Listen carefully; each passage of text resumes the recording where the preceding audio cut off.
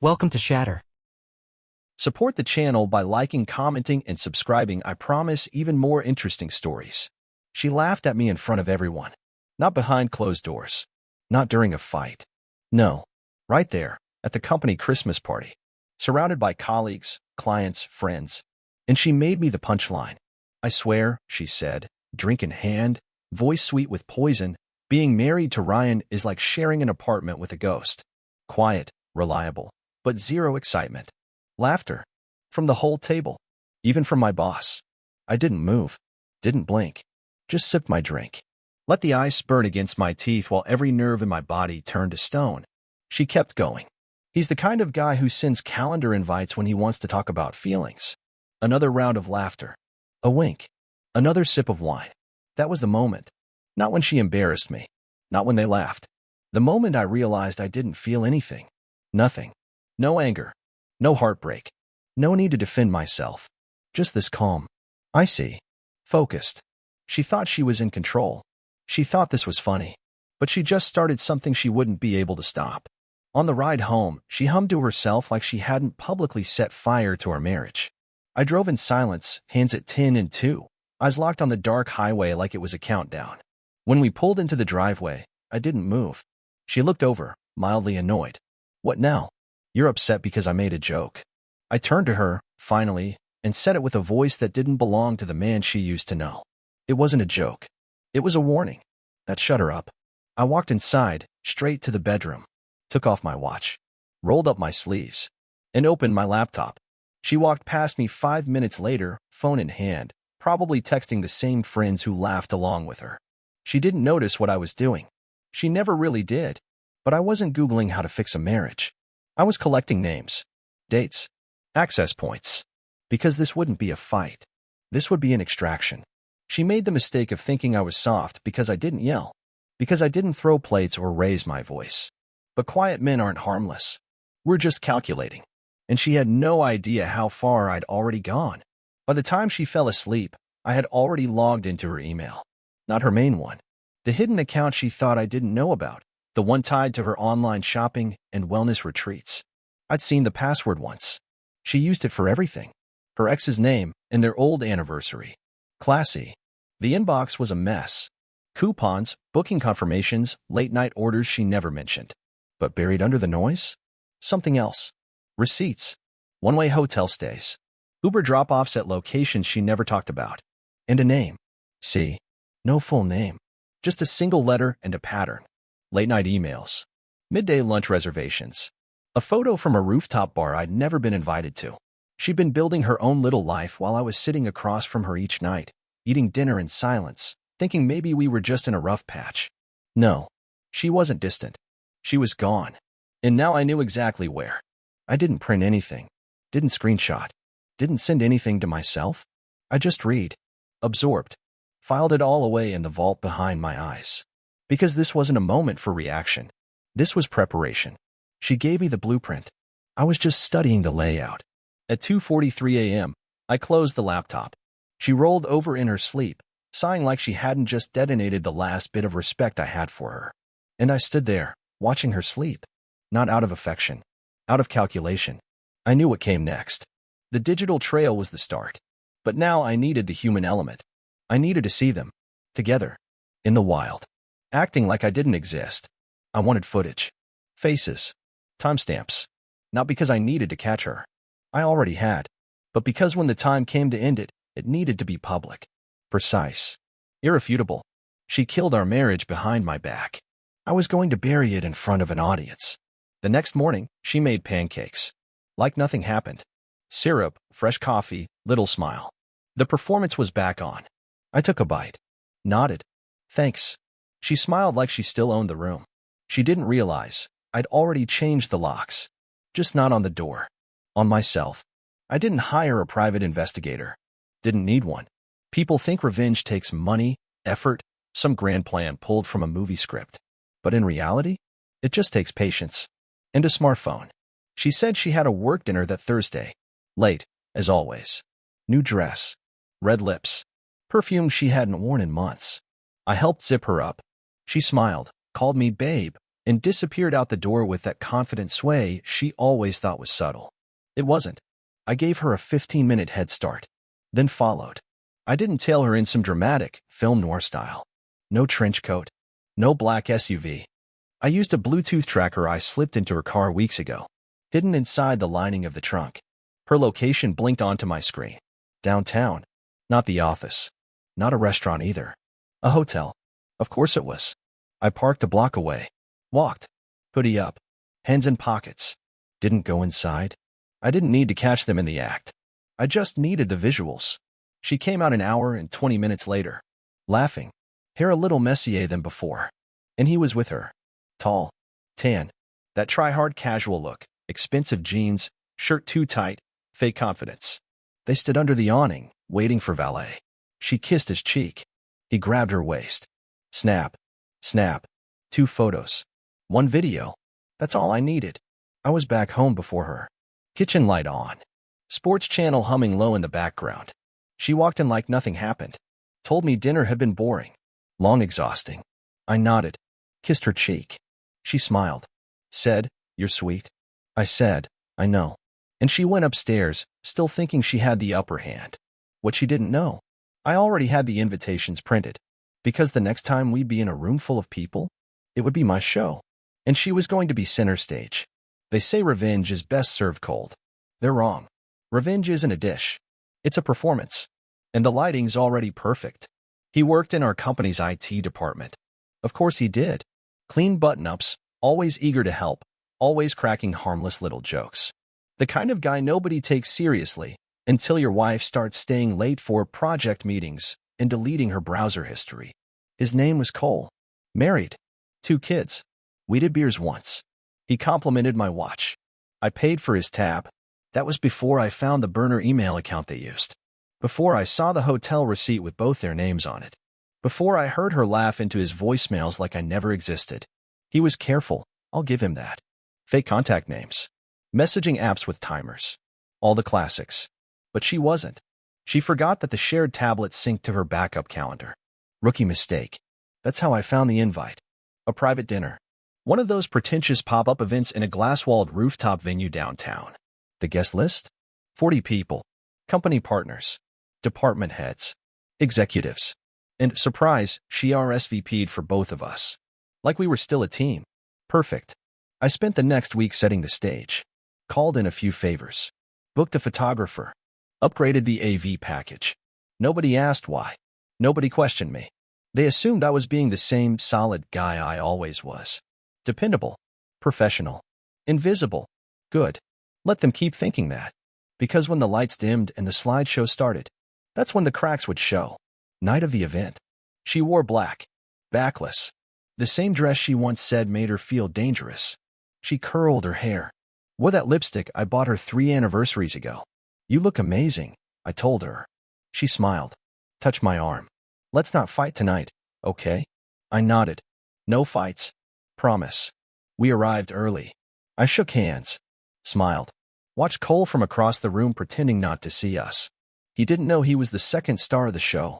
See, the thing about revenge? It doesn't scream. It whispers. And tonight. It was almost curtain time. The room was warm. Buzzing. People clinked glasses, exchanged compliments, told lies. She worked the floor like she owned it. Smile on command. Hand on my arm just long enough to look convincing.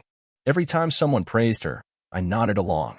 Every time she laughed too loudly, I noted the angle of her neck, the same one I'd seen in that hotel camera still. Cole? He hovered near the drinks. Nervous. Sweaty. He hadn't spoken to her once, but his eyes were magnets.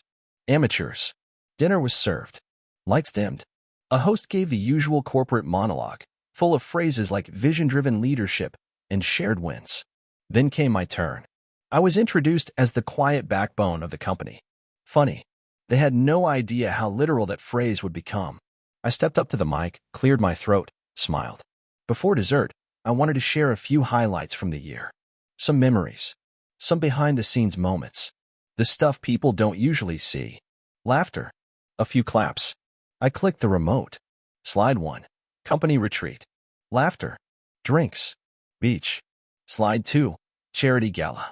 Formal wear. Awards. Smiles. Slide 3. Security footage. Hotel lobby. Timestamped. Lauren. Cole. Her hand on his back. The room went still. Slide 4. Text overlay. You make me feel things he never could. Slide 5. Another video. Her voice. A recording. I don't even feel guilty. He's so checked out, it's like cheating on a ghost. The audio stopped. So did breathing. I looked around the room. No one moved. Forks hovered mid-air. Glasses frozen halfway to lips. Lauren's face? White. Cole? Already reaching for his phone like it could undo any of this.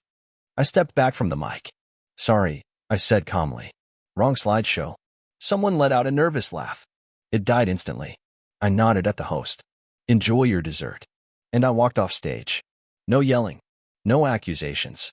Just the truth. Delivered cold. Clean. Surgical. Because when people stab you in the back, they expect blood. They don't expect evidence. I didn't stay for dessert. While they sat in stunned silence, I shook 2 hands, gave a short nod to the host, and walked out. No raised voice. No closing speech. Just me, coat over my arm, calm as ever. I could feel her behind me as I reached the elevator. Heels clicking. Fast. Ryan, she hissed. What the hell was that? I pressed the button. Watched the numbers light up. You humiliated me. I turned to her. Finally looked at her face. Mascara just starting to crack. Lipstick slightly smeared. You did that yourself, I said. Doors opened. I stepped in. She didn't follow. That night, I didn't go home. I had already moved most of what mattered days ago. Documents. Clothes. Backups of everything I'd shown tonight, stored in 3 separate drives and cloud folders under lock. She could delete photos. She couldn't rewrite the past. I checked my phone once. Missed call from Cole. Bold. Stupid. Didn't answer. One message from her. Can we talk? I read it. Deleted it. Because talk? That's for people with futures. And she buried ours with a smirk and a hotel receipt. Next morning, HR called me in. Not for what you'd think. Cole resigned. Effective immediately. No notice. No excuses. Just vanished. Apparently, his wife saw the footage online. Someone in the room had filmed the slideshow. It was already circulating in group chats, LinkedIn DMs, and a few private forums. Consequences. Not from me. From the truth. Lauren hadn't shown up to work.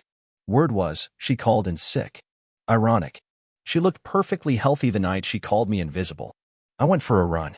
Cold air. Clean pace. Halfway through the trail, I realized something. I didn't feel victorious. Didn't feel triumphant. Just done.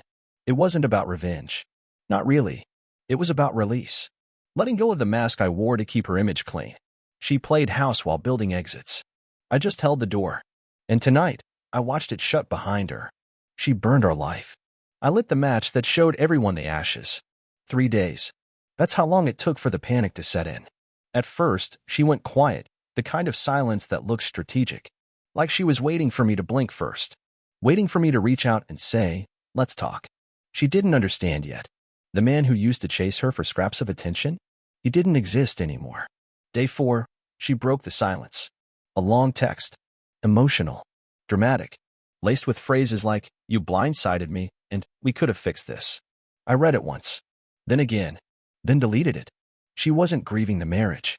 She was grieving the power. No more audience. No more clean reputation. No more control. And she hated that more than anything. Day 6. A call. I didn't answer. She left a voicemail. Her voice was hoarse. She tried to sound calm, but I heard it, the crack behind the words. I know I messed up. I didn't think you'd actually leave. That line stuck with me. She didn't think I'd leave. She thought I'd always stay. Even when she cheated. Even when she mocked. Even when she turned me into a prop for her ego. Because I was consistent. Solid. Predictable. Until I wasn't. Day 8. I ran into a mutual friend. One of the few who didn't choose sides. He looked uncomfortable, like he wasn't sure if he should even bring it up. She's not doing great, he said quietly. Doesn't leave the house. Deleted her socials. I nodded. Said nothing. She talks like she didn't mean to hurt you. I almost laughed. Of course she didn't mean to. People like her rarely do. They just move through the world assuming someone else will mop up the mess. Not this time. That night, I slept better than I had in years. The weight was gone. The tension. The second guessing. All that remained was stillness. And I realized something in that stillness. She hadn't lost me the night of the slideshow. She lost me the moment she laughed at me across that banquet table, and I didn't laugh back. That was when the switch flipped. And once it did, there was no coming back. 2 weeks later, I got the letter. Real paper. Real ink. Like she thought printing it made it more sincere. 3 pages. Front and back. Apologies. Memories. Regrets. She wrote things like, I took you for granted. I never thought you'd leave. And I miss who we used to be. She used words like mistake, as if sleeping with a coworker was the same as forgetting to pay a bill. I read every line, then folded the letter, placed it in the trash. Didn't rip it. Didn't burn it. Just set it down gently, like you do with something already dead. Because here's the truth no one tells you. Closure isn't something you get from the person who broke you. It's something you take from the silence that follows. She tried one last time. Showed up outside my new apartment. Hair pulled back. No makeup. Dressed down, like she thought looking broken would trigger my sympathy. It didn't. I opened the door halfway. She took one look at me and froze. I was different now. Not colder. Not meaner. Just done. Can we talk? I raised an eyebrow. We already did. I'm sorry, Ryan. I really am. I nodded once. I believe you. She blinked, surprised. You do? Yeah, I said. I just don't care anymore. That landed harder than any insult. Because that's what people like her fear the most, not hatred. Indifference. She asked if I missed her. I said I missed the version of myself I was before her. Then I closed the door. Not with force. Not with ceremony. Just finality. Later that night, I stood by the window. City lights buzzing below. A warm drink in my hand. No tension in my chest. My phone buzzed once. A last message. You'll come back. You always do. I didn't reply. Because I'd already left. Not the apartment. Not the relationship. I'd left her world. Quietly. Completely. And when a ghost leaves, he doesn't knock twice. Month 3. Her messages stopped. Maybe she finally accepted it. Maybe she just got tired of silence. Or maybe, just maybe, she realized I was serious the moment I said nothing at all. The last thing she ever sent me was a photo. It was of us. From years ago. Before things fell apart. Before she decided I was just a roommate with a paycheck. I looked at it for 5 seconds. Then I did what she never expected me to do. I deleted it. People ask me sometimes, don't you wish you'd saved the marriage? No. Because I was the only one who ever tried. I saved dinner reservations. I saved weekends. I saved holidays where she barely looked up from her phone. She saved secrets. She saved Cole's number. She saved her affection for anyone but me. I heard from a colleague that she switched jobs. Probably couldn't take the whispers anymore. Couldn't walk into a room without wondering who knew. Who had seen the footage? Who heard the recording? That's the thing about truth. It doesn't die in silence. It just grows there. She tried to rebuild her reputation. Start fresh. But the cracks showed. People noticed. And reputations? They don't heal. They scar. As for Cole, last I heard, his wife filed. Took the kids. Sold the house. He's renting a 1-bedroom and working remote. From what I was told, harmless doesn't get you much sympathy when your family sees the truth on a 10-foot projector screen. He tried to call me once. I let it ring. Because if I answered, I might have said something like, thanks for making this easy. But he didn't deserve the closure either. My mornings are different now. Coffee tastes better. Music hits harder. And the air feels lighter without someone next to me pretending to love me just enough to stay. I didn't rebuild my life. I reclaimed it. Piece by piece. In silence. Exactly the way she taught me. 6 months. That's how long it took for her to become a name I didn't flinch at. I was standing on a rooftop. Different city. New skyline. Same air, just cleaner. The man who stood here now wasn't the version she left behind. He was leaner. Sharper. Clearer. Not bitter. Not broken. Just untouchable. I didn't block her number. That would have felt like anger. I let the messages come in. One every few weeks. Sometimes long paragraphs. Sometimes just 2 words. I'm sorry. Still thinking. Please. Then silence again. And that's what made it brutal. Because she wasn't fighting me anymore. She was fighting my absence. One day, she wrote. I didn't mean for it to go that far. As if betrayal had a speed limit. I didn't reply. Didn't forward it. Didn't save it for court. I just let it rot in the inbox next to spam and expired offers. Because that's all her words were now expired. Last week, I ran into someone from the old circle. He didn't ask how I was doing. He told me, "You look good. Lighter." He was right. I'd let go of more than a marriage.